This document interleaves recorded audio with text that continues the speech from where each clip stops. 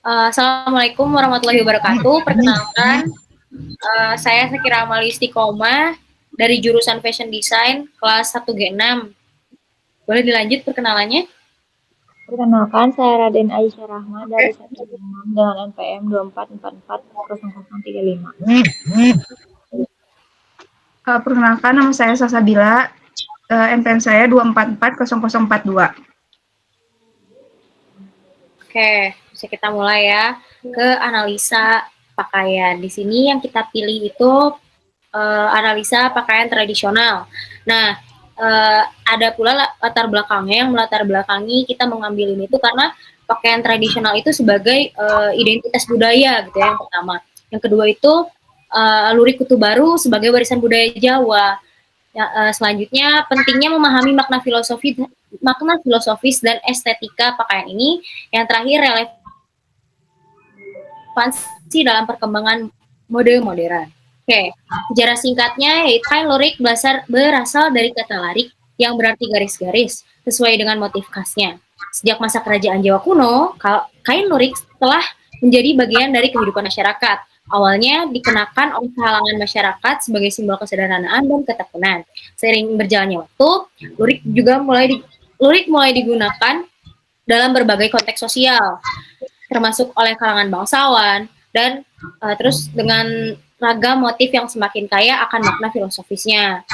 Model kutu baru sendiri itu muncul pada abad ke-19 sebagai pengembangan dari kebaya tradisional Jawa. Ciri khasnya adalah tambahan kain di bagian dada yang menghubungkan sisi kiri dan kanan kebaya, menciptakan tampilan yang lebih rapi dan anggun. Model ini terpengaruh oleh perpaduan busana lokal dan pengaruh kolonial, serta menjadi populer di kalangan perempuan bangsawan. Lanjut ke analisa pakaian.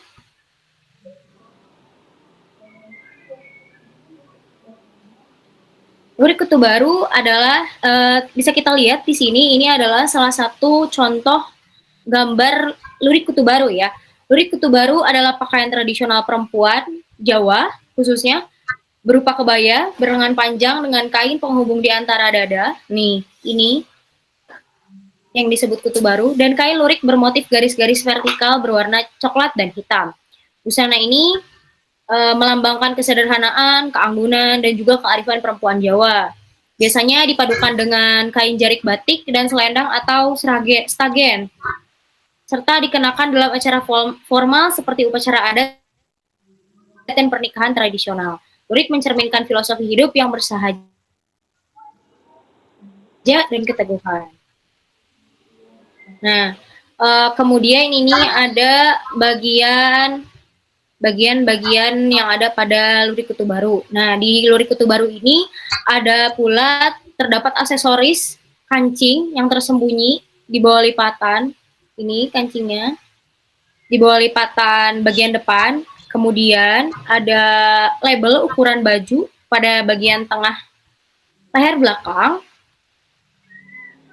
Nah, selanjutnya ada jenis serat tekstil yang akan dijelaskan oleh Salsabila. Oke, selanjutnya ada jenis serat tekstil dari lurik kutu baru, di mana menggunakan serat kapas. Kain lurik secara tradisional dibuat dari serat kapas. Serat ini berasal dari biji tanaman kapas atau gossypium dan bersifat lembut, nyaman di kulit, daya serapnya tinggi, tidak mengkilap, dan cocok untuk pewarnaan alami maupun sintetis. Nah, selanjutnya di sini ada teknik anyamannya, di mana pola anyaman ini polos. Ditenun menggunakan teknik tenun polos, di mana benang lusi dan pakan disusun secara bersilangan satu persatu. Teknik ini menghasilkan tekstur kuat dan motif garis khas yang ditentukan oleh susunan warna yang benang lusi. Nah, berikut ada 2 contoh pola anyaman polos. Bisa dilihat susunannya. Oke, selanjutnya ada identifikasi seratnya. di mana identifikasi serat ini dilakukan secara visual dan melalui uji sederhana seperti pembakaran, pelarutan, mikroskopik. Pada proses pembakaran kapas terbakar cepat, abu halus, bau kertas. Pada proses pelarutan, kapas larut pada H2SO4 dan pada mikroskopik bentuk penampang membujurnya seperti pita berpuntir dan penampang melintangnya seperti bentuk ginjal. Ciri fisik serat memiliki reaksi menyusut apabila terkena panas, adapun proses penyempurnaan yang dilakukan pada pakaian ini yaitu ada scoring, di mana menghilangkan kotoran dan minyak alami dari benang. Yang kedua ada pewarnaan, di mana dilakukan pada benang atau kain dengan pewarnaan alami, yaitu indigo tinggi atau sintetis. Nah, yang terakhir ada finishing. Finishing ini memiliki 3 finishing, yaitu yang pertama ada calendaring. Calendaring itu merupakan menjadikan kain menjadi lebih halus. Yang kedua ada sunforizing, di mana kainnya itu akan mencegah penyusutan dalam pembuatan kain. Yang keempat ada softening, di mana softening ini menambahkan kelembutan kain. Oke, selanjutnya ada tren fashion global yang akan dijelaskan oleh Raden. Baik, terima kasih. Selanjutnya yaitu mengenai tren fashion global, di mana ada material baru, ide bisnis baru, dan aplikasi pemakaian material selain dalam industri fashion. Next. Boleh dilanjut. Nah, di sini material baru yang kita ambil yaitu Econil, di mana ini merupakan serat nilon yang diregenerasi melalui limbah-limbah nilon yang ada di bumi ini.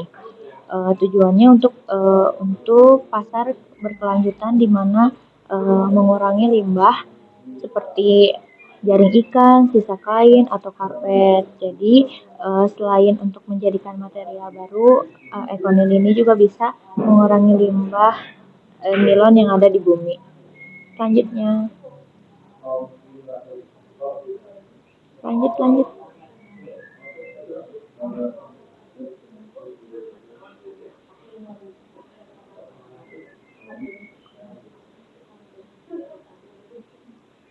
Nah, oke, lanjut. Di sini ada proses produksinya.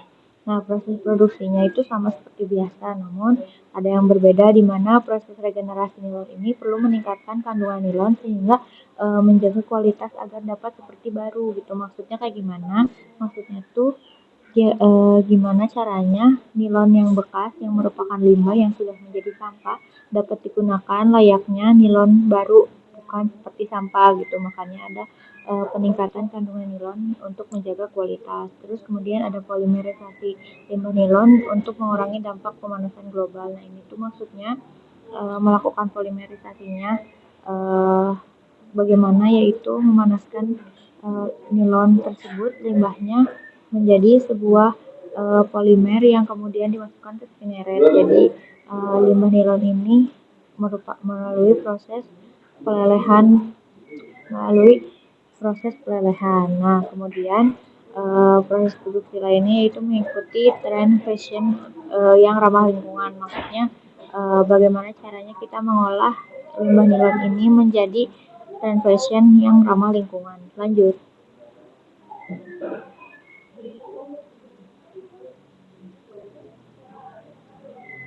Nah, di sini tuh ada model bisnis baru.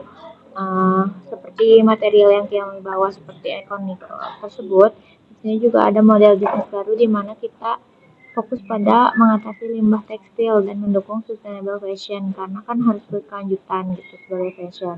Tentunya banyak ide-ide yang bisnis yang menanggulanginya, contohnya sustainable fashion, di mana ide bisnis upcycling dengan bahan ramah lingkungan seperti Econil maupun katun organik yang bersifat zero waste atau nol pembuangan. Nah, lanjut juga ada menjual produk rumah tangga yang ramah lingkungan, ya biasanya pakai material yang kami sebutkan tadi. Terus menjual aparel atau aksesoris dari tekstil yang ramah lingkungan. Lanjut.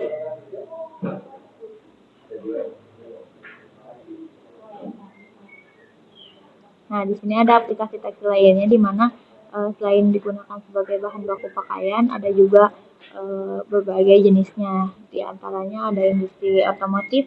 Nah, kain ekonil ini biasanya digunakan untuk interior atau karpet mobil, di mana udah dilakuin di beberapa merek mobil, yaitu seperti Jaguar Land Rover sama BMW. Dan kemudian produk rumah tangga lainnya seperti karpet, tirai, dan pelapis furnitur dari bahan ekonil yang ramah lingkungan untuk produk rumah tangga. Nah, ada lagi yang lainnya seperti kemasan atau konstruksi. Biasanya ekonil digunakan sebagai kemasan non makanan ataupun produk konstruksi seperti pintu atau pagar plastik ataupun sebagai film pelindung pertanian. Next.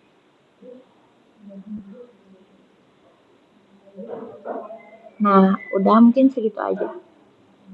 Terima kasih dari saya. Dikembalikan kepada Sakira. Oke, terima kasih kepada Raden dan juga Salsa yang sudah memaparkan materi tersebut.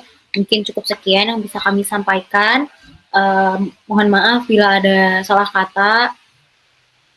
Wassalamualaikum warahmatullahi wabarakatuh.